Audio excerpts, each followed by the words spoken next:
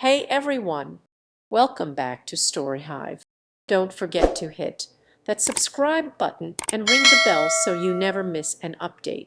Let's jump into today's story. I caught my husband cheating with my sister, so I divorced him and cut off my toxic family. Now, years later, my ex-husband's family is begging for my kidney to save my sister. I told them to fuck off and walked away. My name is Rachel. I'm 30 years old, and this is my story. Story. I was married to my husband, Ryan, who is 32 years old, for 6 years. We had a really strong relationship. I'd say we had the usual couple drama through the years, but we grew from it and had a loving relationship. All was well until about 8 months ago when my sister Star, who is 28, moved back to our hometown after living in Florida since she was 18. Her long-term boyfriend dumped her and moved to a new city, leaving her destitute. The circumstances behind their breakup are still largely unknown.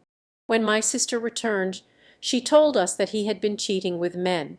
I didn't really know him that well, but that sounded far-fetched. I had only met him 3 times, as my sister would only come home for Christmas and usually only stayed for 3 to 4 days. He accompanied her twice during their 5 years together. The other time I met him was when my husband and I visited them for a day during our vacation 3 years ago.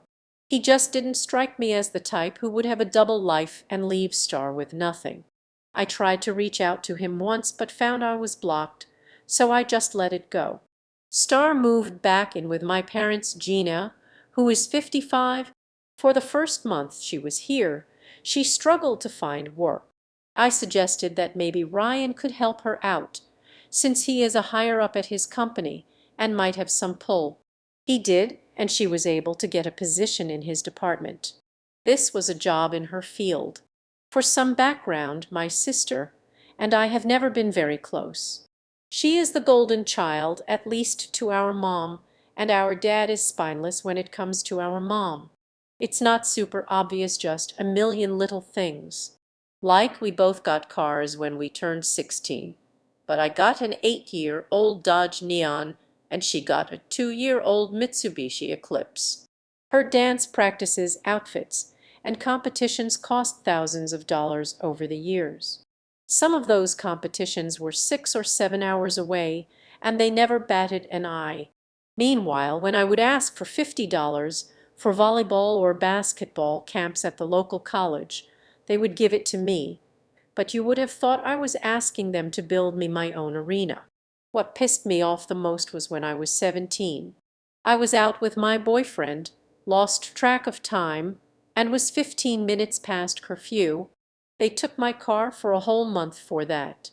Then, when my sister came home 2 hours late and smelled like pot the next year, she just got a stern talking to. I wasn't exactly sad when she left for college and decided to stay in Florida. Despite all of that, she began spending more and more time at our house. At first I thought it was nice, as maybe she was making an effort to be closer to me. Then I started to notice that she and Ryan were getting rather familiar with each other. They would talk about seemingly anything at length and started having their own inside jokes. If I tried to include myself, when I asked my husband about it, he just said they had a lot in common and were working on several projects together at work. The first real red flag was that after about a month of this, she would be at our house when I got home from work. Ryan and I have different work schedules. While he gets a traditional 8 to 4:30 workday, I work 10 to 7. This was pretty often.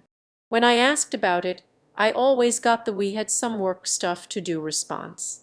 2 months ago, I noticed something that had me questioning my own sanity. I make the bed every day before I leave for work. I always make it so the open side of the pillowcase is towards the edge of the bed. Star was over that day when I got home. She ate with us and then went back to my parents' house. As we got in bed, I noticed 2 of the pillows had the cases towards the middle. I asked my husband if he had been in bed that day. He looked a little shocked but said, "No, why do you ask?" I said the bed's not the same as I made it this morning. He told me I must have been mistaken then, because no one was in the bed. I looked through his phone and laptop without his knowing and found nothing. Then again, they worked together 8 hours a day, 5 days a week. Why would they need to text? I felt like I was losing my mind. 2 weeks ago, my parents invited us over for dinner. It was going fine until I saw something. Ryan was simply walking by when Star lightly grabbed his arm, and he turned to her. She whispered something, and they touched foreheads together. It was only for a second, and Ryan jolted up. Star just kind of looked at me, smiled, and went back to what she was doing. I'm not an idiot. I know this is a mountain of red flags. I just didn't want to believe it. I have been in love with my husband since I was 21 years old. I had planned a weekend getaway to the city. I'm going to ask him about things there. I really hope it's not what I'm thinking. Update: my world is destroyed. We went on our weekend adventure. It was a nice Friday night. We had drinks, we danced, and we were intimate. The next day we had more planned, and I almost didn't say anything. I really thought he couldn't be doing that with her and still be with me. I was so wrong. We were almost ready to start our Saturday, and I point blank asked him if he was having an affair with my sister. He teared up and said yes, he was. My heart crushed. I asked him why. He said he was sorry. He didn't mean for this to happen. They just clicked, and before he knew it, they were kissing, then more. I asked if he had been sleeping with her in our bed before I got home from work. He just turned his head in shame. I left at that point. I had nothing with me but my purse, and I drove home without him.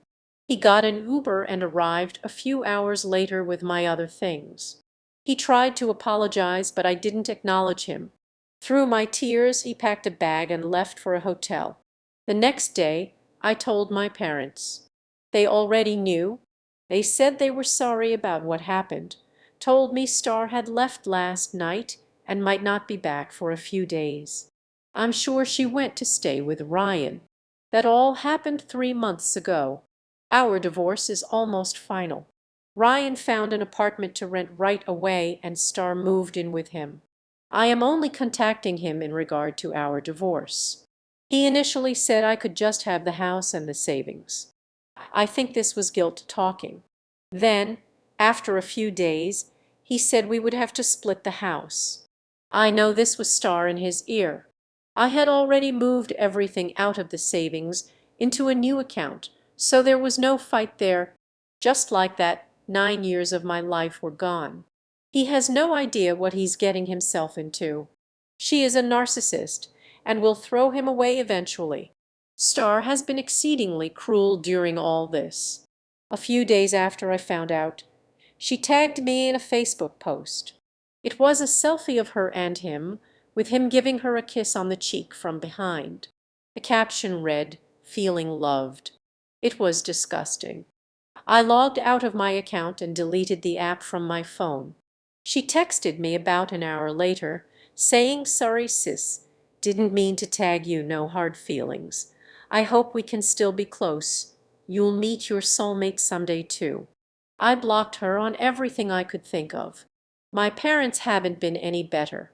They pretended to be sympathetic in the beginning when I told them I was going no contact with Star and Ryan. My mother looked at me and said, "I'm sorry this happened. It shouldn't have happened this way, but your sister deserves to be happy too. You'll meet someone, and then we can put this all behind us." I got really upset and told them what Star had tagged me in and the text she sent me. My mother said, "Well, you shouldn't be on that stuff anyway." My father hasn't said a thing this whole time. He just sits there. I asked him once what he thought, and he just said, "I agree with your mother," then walked out of the room. I am going full no contact with them as well. The house will sell soon, and I'm moving to a different state. I am not telling any of my family where or when. I haven't told them that's my plan.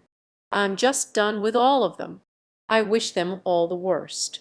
Update: hi everybody, I know it's been 4 years since I last updated everyone, but we had a major situation happen.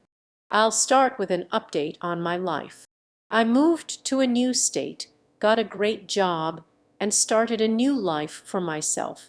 I met an amazing person who loves and respects me. I'm not married yet, but we are in a committed relationship, and I'm happy. I just got a call from an old friend about a situation involving my sister and my ex. It turns out Star was diagnosed with kidney failure last year and has been on dialysis. Ryan left her a few months ago after she had another bout with sepsis. He didn't want to take care of her anymore and left her with her parents. He had moved to a new city with a new woman. She is apparently worse than Star was from what I was told. My ex has been gone for years, but he is now trying to find me to get a kidney for her. He sent a few messages to me through my old email, and I saw his old family was trying to contact me through social media. They even left messages on my voicemail. I ignored all of them. I don't care if she is dying. She threw away a loving family for a cheating piece of shit. She can get what she deserves. I do have a question though. Is it wrong that I don't feel bad at all? She made me miserable and threw away my family. I have no sympathy for her whatsoever. My family has always been toxic, and I'm relieved to be away from them. I'm just wondering if it's wrong to feel this way. It's been another 6 months since my last update. I've been busy settling into my new life and have found some peace and happiness. I finally feel like I'm in a good place, but I wanted to share some recent developments. About 3 months ago, I received an unexpected letter from Ryan. He wrote a heartfelt apology expressing remorse for the way things ended and asking for a chance to make amends. In it, he mentioned that Star's condition had worsened and that he was now desperate for my help. He admitted that he and Star's relationship had deteriorated and that he was full of regret for everything that had happened. I didn't respond to the letter. I've thought long and hard about it, and while I appreciate his apology, I don't think it changes anything. I've moved on, and reopening old wounds wouldn't help anyone, including myself. I've also been contacted by mutual acquaintances who have expressed sympathy and concern, but I've chosen to keep my distance.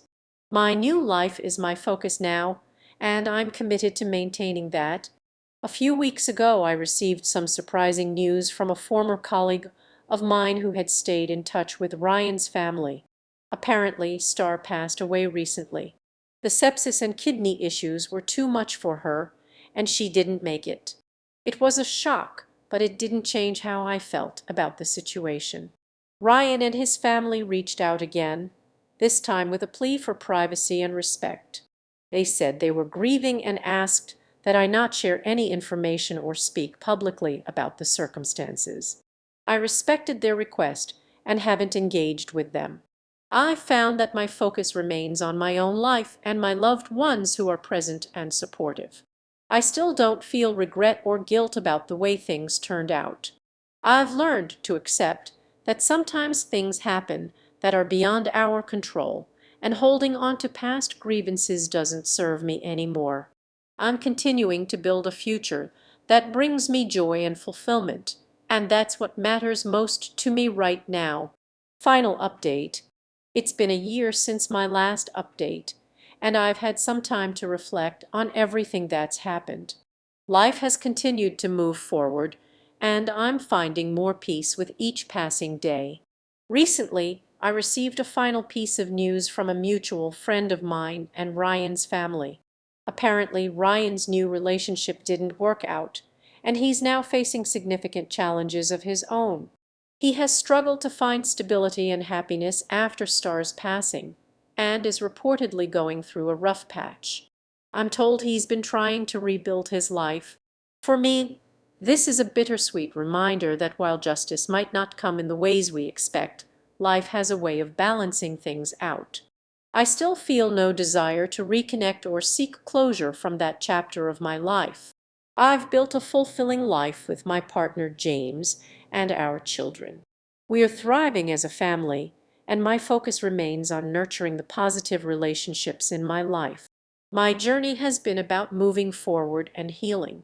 I've learned that it's okay to let go of the past and prioritize my own well-being.